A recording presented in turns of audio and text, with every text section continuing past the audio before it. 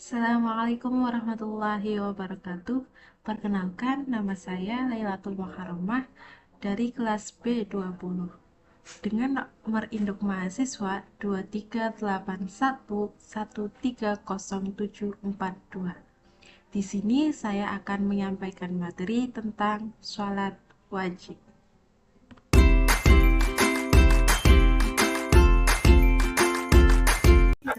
Sebelum masuk ke materi lebih lanjut, kita ketahui dulu apa sih sholat wajib itu. Sholat wajib adalah ibadah yang harus dilakukan oleh setiap muslim yang sudah balik dan berakal sehat pada waktu-waktu yang telah ditentukan. Sholat wajib terdiri dari 5 waktu, yaitu sholat subuh, zuhur, asar, maghrib, dan isya. Sholat wajib merupakan salah satu rukun Islam yang kedua setelah syahadat. Nah, setelah mengetahui apa itu sholat wajib, yuk kita perdalam lagi apa itu sholat, rukun sholat, syarat sah sholat, syarat wajib sholat, dan hal-hal yang membatalkan sholat. Yang pertama, pengertian sholat. Secara bahasa, sholat berarti doa, sedangkan secara istilah, sholat adalah ibadah yang terdiri dari beberapa perkataan dan perbuatan yang dilakukan dengan syarat tertentu, mulai dari takbir dan diakhiri dengan salam. Sholat adalah sarana perjalanan menuju Allah Subhanahu wa Ta'ala dan mi'rajnya kaum beriman.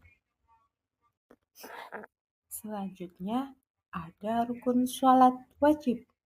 Rukun sholat wajib adalah unsur-unsur yang harus ada dalam sholat agar sholat tersebut sah.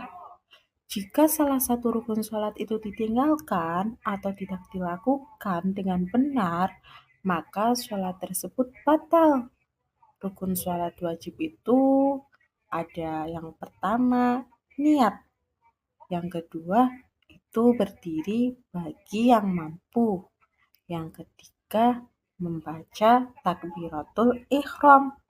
Yang keempat, membaca suratul Fatihah setiap rakaat. Yang kelima, ruku dengan tumakninah. Yang keenam, iktidal dengan tumakninah.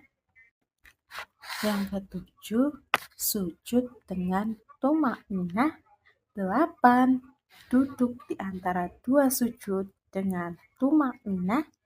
9. Duduk tasyahud akhir. 10. Membaca tasyahud akhir. 11. Membaca sholawat saat tasyahud akhir. 12. Salam yang pertama. 13. Niat keluar dari sholat. Dan yang terakhir 14. Tertib atau dilakukan secara berurutan. Setelah rukun sholat, ada syarat wajib sholat. Syarat wajib sholat itu adalah syarat-syarat yang menyebabkan seseorang wajib menjalankan sholat. Jika salah satu syarat wajib sholat itu tidak terpenuhi, maka seseorang tidak dibebani kewajiban sholat. Syarat wajib sholat itu ada 6. Yang pertama, Islam. Yang kedua, dewasa atau baligh. Yang ketiga, berakal sehat. 4. Suci dari haid dan nifas. 5. Telah sampai ajaran Islam kepadanya. Dan yang terakhir, bersih dan suci dari najis. Setelah syarat wajib sholat, sekarang ada syarat sah sholat. Apa sih syarat sah sholat itu? Syarat sah sholat yaitu syarat-syarat yang harus dipenuhi sebelum menjalankan sholat, sehingga sholat seseorang itu menjadi sah. Gimana kalau salah satu syarat sah sholat itu tidak terpenuhi? Itu jika salah satu syarat sholat tidak terpenuhi, maka sholat tersebut tidak sah dan harus diulangi lagi. Syarat sah sholat itu ada 5. Yang pertama, suci badan, pakaian, dan tempat sholat dari najis.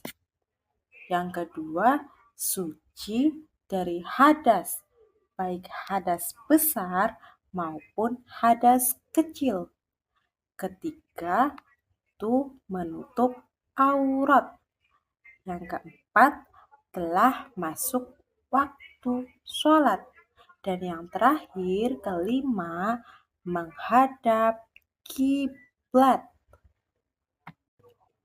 Nah, setelah tadi ada rukun sholat, syarat wajib sholat, dan syarat sah sholat, sekarang kita akan membahas hal-hal yang membatalkan sholat. Hal-hal yang membatalkan sholat ialah hal-hal yang jika dilakukan oleh seseorang saat sedang sholat, maka sholatnya itu menjadi batal dan harus diulangi lagi. Apa saja sih hal-hal yang membatalkan sholat? Hal-hal yang membatalkan sholat diantaranya yaitu yang pertama, sengaja berbicara atau mendengar orang lain berbicara. Yang kedua, sengaja makan atau minum. Yang ketiga, sengaja mengeluarkan najis atau angin. 4. Sengaja mengubah posisi tubuh sehingga tidak menghadap kiblat lagi. Kelima, sengaja melakukan gerakan yang banyak dan tidak ada hubungannya dengan sholat. Selanjutnya, sengaja tertawa terbahak-bahak.